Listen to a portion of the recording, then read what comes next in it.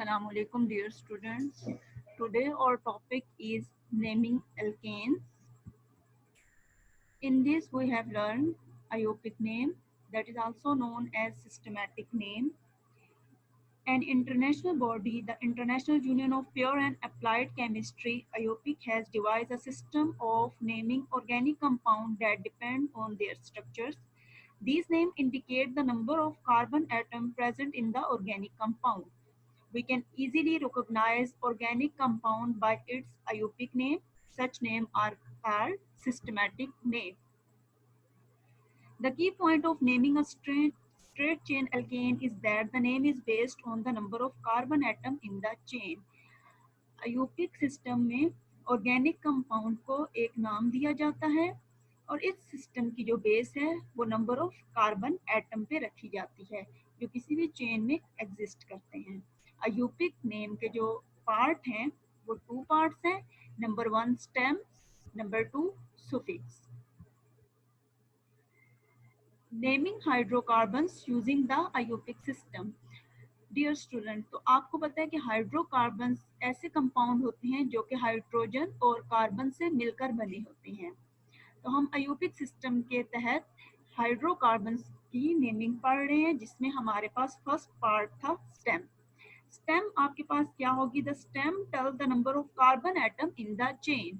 किसी भी हाइड्रोकार्बन की चेन के अंदर जो नंबर ऑफ कार्बन एटम होंगे उनको आप काउंट करेंगे और वो आपके पास IUPAC सिस्टम की स्टेम बनेगी।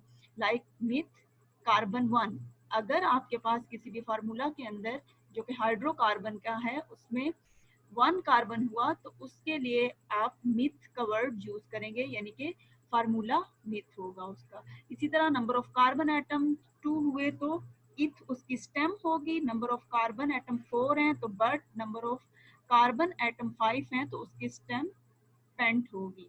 इसी तरह नंबर ऑफ कार्बन एटम अगर 6 हैं तो hex, number of carbon atom अगर 7 हैं तो हेप्ट आप इसकी स्टेम यूज करेंगे। नंबर ऑफ कार्बन एटम अगर आप काउंट करते हैं तो आपके पास 8 आती है। तो IUPAC नेम लिखते हुए आप इसकी स्टेम ऑक्ट लिखेंगे। इसी तरह 9 कार्बन एटम है तो nonane and 10 carbon atom है तो उसको आप डेक लिखेंगे। The second part is suffix that tells us the class of compounds. Suffix हमारे पास ऐसा वर्ड होता है जो हम स्टेम के बाद लिखते हैं और ये हमें किसी भी कंपाउंड की क्लास के बारे में बताता है। आफ्टर द वर्ड रूट, यानी कि स्टेम के बाद आपने लिखना है सुफिक्स। अब सुफिक्स आपके पास बताता है कि ये कंपाउंड सैचुरेटेड है या अनसैचुरेटेड हाइड्रोकार्बन है।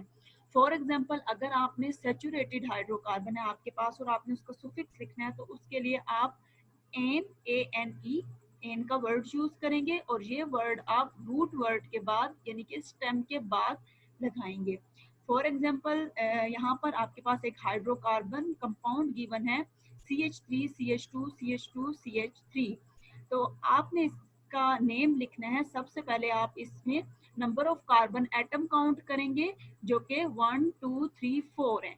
तो इसके लिए हम रूट या स्टेम यूज करेंगे बट, और सुफिक्स लगाने के लिए इसके एंड में आप देखेंगे कि ये सैचुरेटेड है या अनसैचुरेटेड है, इसमें सिंगल बॉन्ड है या डबल बॉन्ड है।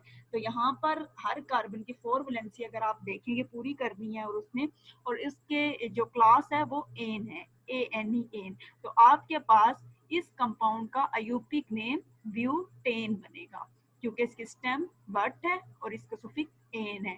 तो जो दोनों को आप ज्वाइन करेंगे तो आपके पास इस कंपाउंड का IUPAC नेम या सिस्टमैटिक नेम ब्यूटेन बनेगा।